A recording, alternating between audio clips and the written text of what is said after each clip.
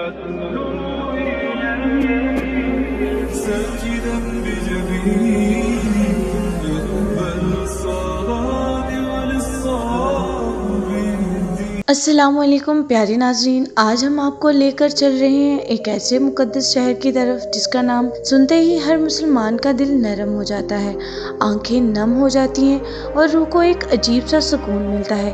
ایک ایسا پیارا شہر جسے دنیا بھر کے مسلمان اپنی دعاؤں میں مانگتے ہیں اور جہاں ہمارے پیارے نبی حضرت محمد صلی اللہ علیہ وسلم کا روزہ مبارک موجود ہے۔ خوش نصیب ہیں وہ لوگ جو اس شہر کی زیارت کرتے ہیں، اور ان سے بھی زیادہ خوش قسمت وہ لوگ ہیں جو یہاں ہر لمحہ گزارنے کی سعادت پاتے ہیں۔ جی ہاں، آج ہم آپ کو سیر کروائیں گے مدینہ منورہ کی، تو آئیے بغیر کسی تاخیر کے اپنی اس شاندار اور مقدس سفر کا آغاز کرتے ہیں، لیکن اس سے پہلے ویڈیو کو لائک، شیئر اور چینل کو سبسکرائب ضرور کر لیجئے۔ مدینہ منورہ کا سرکاری نام المدینۃ المنورہ ہے۔ اس شہر کا کل رقبہ تقریباً 599 مربع کلومیٹر ہے۔ سن 662 عیسوی میں نبی کریم صلی اللہ علیہ وسلم نے مکہ مکرمہ سے مدینہ منورہ کی طرف ہجرت فرمائی، اور اس ہجرت نے اس شہر کو عظمت اور نور سے بھر دیا۔ اس وقت مدینہ کو یثرب کہا جاتا تھا۔ آج کے دور میں مدینہ منورہ کی کل آبادی تقریباً 17 لاکھ کے قریب ہے۔ یہاں کی زیادہ تر آبادی مقامی عربوں پر مشتمل ہے، تاہم بڑی تعداد میں بھارت، پاکستان اور بنگلہ دیش کے لوگ بھی روزگار کے سلسلے میں یہاں مقیم ہیں۔ مدینہ منورہ کی 100%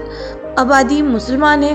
چند سال پہلے تک غیر مسلموں کا یہاں داخلہ بالکل ممنوع تھا، لیکن اب قوانین میں نرمی کے بعد غیر مسلموں کو بھی شہر میں آنے کی اجازت دے دی گئی۔ البتہ مقدس مقامات میں داخلہ اب بھی صرف مسلمانوں کے لیے مخصوص ہے۔ پاکستان سے مدینہ منورہ کا ٹکٹ بآسانی 1 سے 1.5 لاکھ روپے میں مل جاتا ہے، جبکہ ویزا فیس بھی زیادہ نہیں، تقریباً 45,000 روپے کے قریب ہوتی ہے۔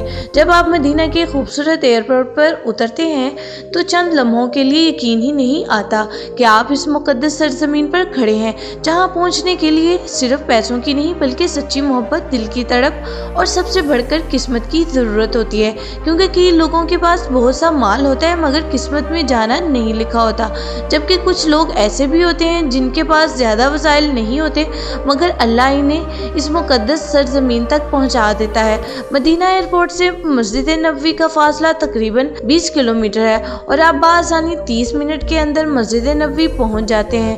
مدینہ منورہ میں ہوٹلوں کے کرائے مختلف ہیں، تاہم ایک عام ہوٹل میں ایک رات کا کرایہ تقریباً 10 سے 12,000 روپے ہوتا ہے۔ جب آپ مسجد نبوی میں داخل ہوتے ہیں اور پہلی بار سبز گنبد پر نظر پڑتی ہے تو بے اختیار آنکھوں سے آنسو بہنے لگتے ہیں، کیونکہ مسلمانوں کا نبی کریم صلی اللہ علیہ وسلم سے رشتہ صرف عقیدت کا نہیں بلکہ گہری روحانی محبت کا ہے، اور یہی محبت ہر روز لاکھوں لوگوں کو اس جگہ کھینچ لاتی ہے۔ مسجد نبوی صرف ایک مسجد نہیں بلکہ وہ مقدس مقام ہے جہاں پہنچ کر ہر مسلمان کے دل کو سکون اور آنکھوں کو ٹھنڈک ملتی ہے۔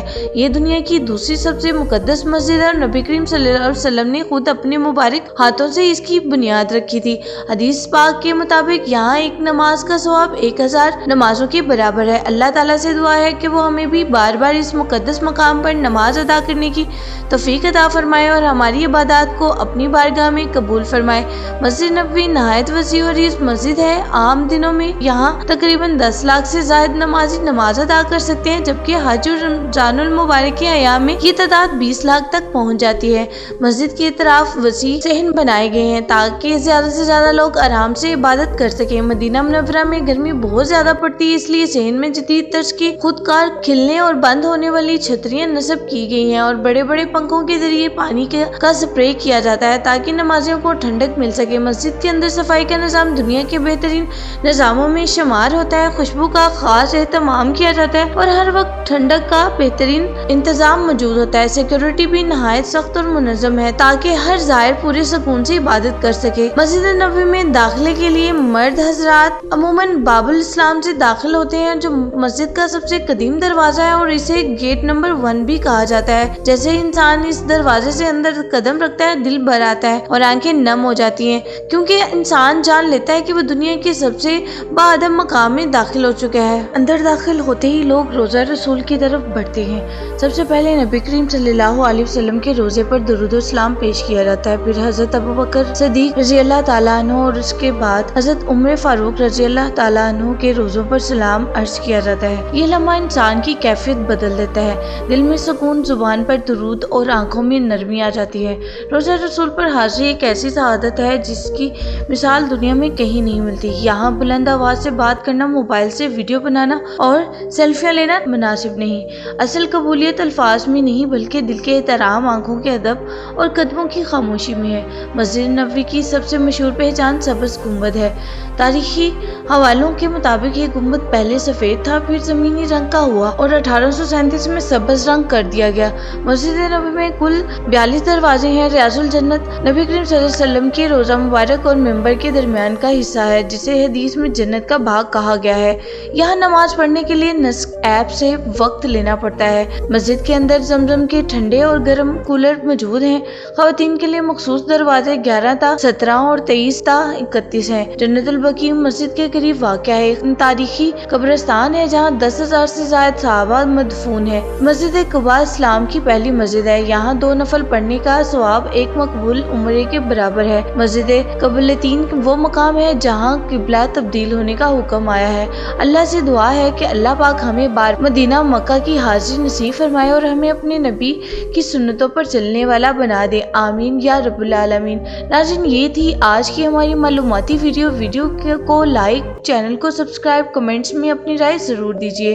اللہ حافظ۔